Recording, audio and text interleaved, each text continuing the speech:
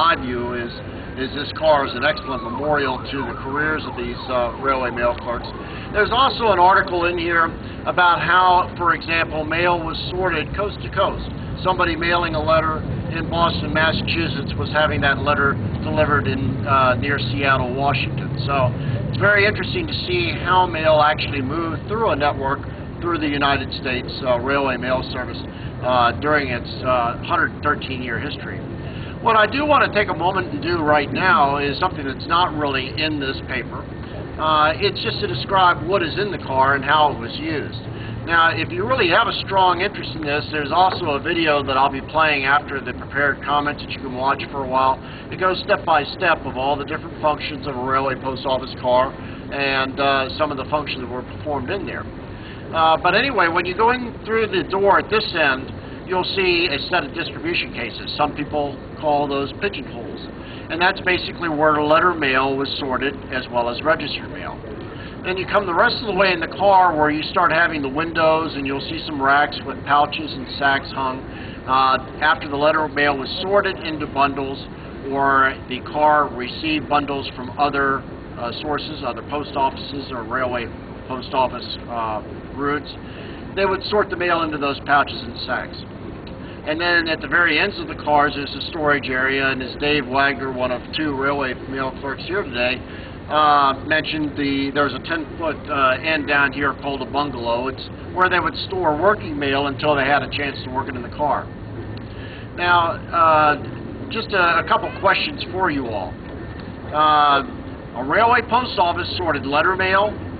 It sorted some packages that had special handling. It sorted registered mail, sorted newspapers, and to some extent it also sorted magazines and other publications like that. Which of those do you think was the most critical piece of mail that was sorted? Any guesses? This is audience participation time. Railway mail clerks excluded. Registered mail, well, certainly that was very important. And in fact, in a car just like this on the Pennsylvania Railroad between the New York and Washington, between those cities, Harry Winston mailed the Hope Diamond. And he paid $503 postage back in the 1950s to have it sent down to the Smithsonian Institution. So that's the same Hope Diamond that if you go into the Museum of Natural History in Washington, D.C., you see it on display. The Harry Winston was no fool. He wanted the most secure means of handling that diamond, and he selected registered mail. And the registered mail was handled in a railway post office car. How do you think all the mail got to Fort Knox? Went by the Railway Mail Service.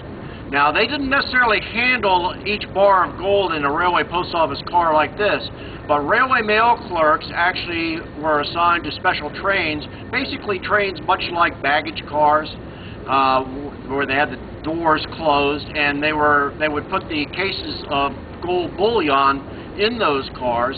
It was all transported from New York and from Washington, D.C. out to Fort Knox, Kentucky, and transferred into Fort Knox. So essentially, every ounce of gold in Fort Knox was handled by the Railway Mail Service. Any other guesses as far as what the most important type of mail handled in a railway post office was? Because although registered mail is very important, it's not actually the one that was most time sensitive. Newspapers. Actually, that's a very good guess, and that's the correct answer. Because most people would think first-class mail, and certainly first-class mail, carrying people's thoughts, messages of information, contractual documents, all sorts of things of very intense personal importance was handled as first-class mail. But newspapers were actually one of the very foundations of a mail service. When the post office department was established, most of your post offices were actually at a newspaper office. A lot of times they were one and the same. And in fact, newspapers, before you had wire services, that was the way that the newspapers shared information. One newspaper would mail its issue to other newspapers, and they would pick up articles and reprint them. The reason why newspapers were so critical and why railway mail clerks watched that so closely is because a customer knew when they were supposed to get a newspaper. They maybe didn't necessarily know when they were supposed to get a piece of first-class mail or registered mail. They usually expected it. But if a newspaper was published daily, that postal patron expected to see a newspaper in their mailbox every day. And if they didn't, a lot of times they'd call their congressman if it was getting late. And when the Congress calls the post office department and starts wondering why the newspapers are late, then there was a cascading action down to the railway mail clerks, and they had to be very, very careful to make sure that they were making the proper distribution. But anyway, the railway mail service bound the United States for 113 years. It provided an essential public service in the days before internet and days before telephone. It was the primary means for people communicating with each other. It was the foundation of industry and business. It still is, through the United States Postal Service today, in different ways, still the binder of universal service and a very important foundation for our country. But anyway, the railway mail service played a key role. David Wagner, I'd like to recognize, is a railway mail clerk. Also, Joe Gomez over here, another railway mail clerk. They worked on the shoreline, and among other routes. They also had other assignments, but basically traveled between Boston and New York City in one of the largest mail trains that ever operated. They had 3 railway post office cars, a lot of storage mail cars, and it was a very critical link along the eastern seaboard of railway post offices. So it's especially appropriate in Danbury, especially with the railway post office car here, that these gentlemen are here to witness, as I view it, a very important memorial, not just to the contributions that railroads made to mail service, but also that these individuals, these railway mail clerks, made to binding the nation. So with that, I'm going to turn it back over to Ira. Certainly appreciate you all coming out today. It's a very important occasion, and I hope that you take time to look through the car. And again, don't forget to pick up your free copy of what I was supposed to say today. Thank you.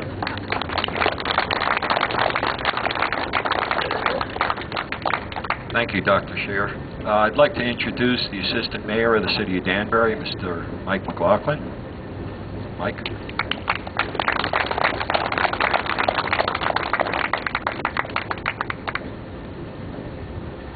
Thank you, Ira. Gentlemen, congratulations on another great project for the Railway Museum. It amazes me how you can turn a rust bucket into something like this. You really have done a great job. It's a spectacular project, and it's nice to see the inventory out here is still getting all the attention that it deserves.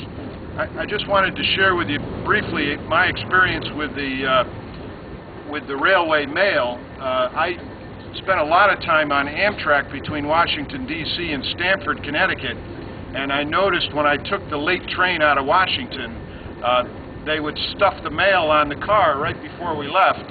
It would come off in Philadelphia and in New York City, and sometimes even, I think, in Stamford, because that's a big sorting facility. So as recently as a year or so ago, when I was on that train, I noticed they still use the railway for U.S. mail. On behalf of Mayor Boughton, who is visiting our sister city in Portugal this weekend, congratulations to all of you and to the Railway Museum. We're glad you're here. Thank you.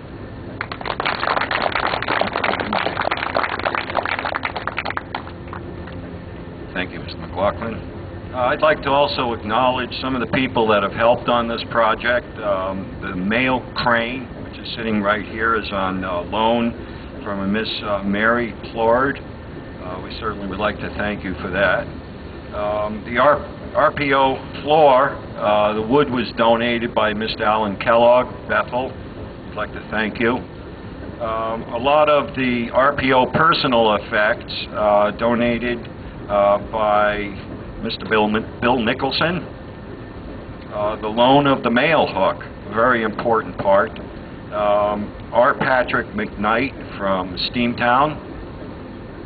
And of course the donation of the car itself from Mr. John Hanlon, Housatonic Railroad. So it's pretty amazing how the pooling of our resources, the helping of our friends, have gotten us to this point, where we have a beautiful piece now to display. I'd like to introduce now our Secretary of the Museum, Mr. Steve Gould. Thank you. Thank you very much. I don't know what I'm supposed to say, but here I am. I just wanted to say welcome to the Danbury Railway Museum, as Ira has already done, and we're very glad you came here and got a chance to listen to the stories about the railway post office car and what it meant to moving the mail, hauling the mail, as they say, for the American mail service. Unfortunately, a lot of mail now is moved by truck as opposed to rail, but we're getting a little competition here, so let's hold off.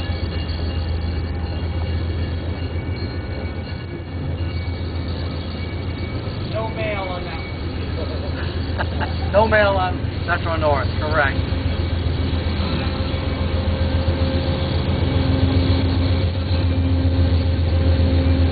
Okay. I just wanted to mention to you there are some things going on this afternoon. We have the post office folks here that have created a special cancellation to honor this day.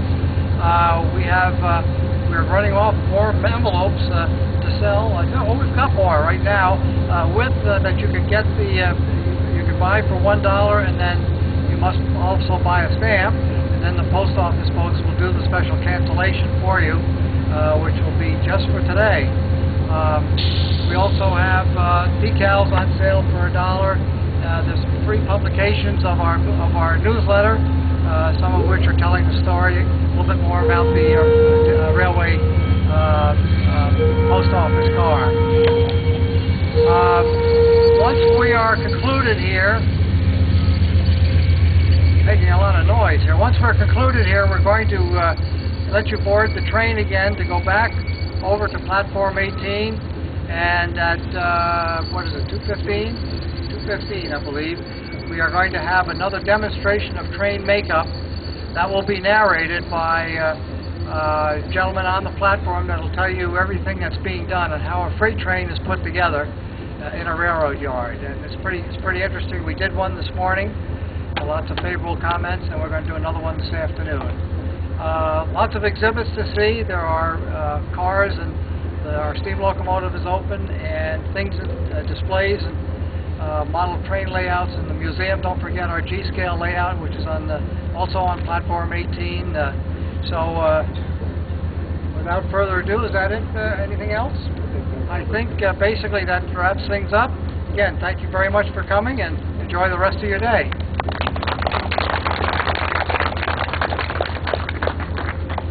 I will echo that too, Steve. I was wondering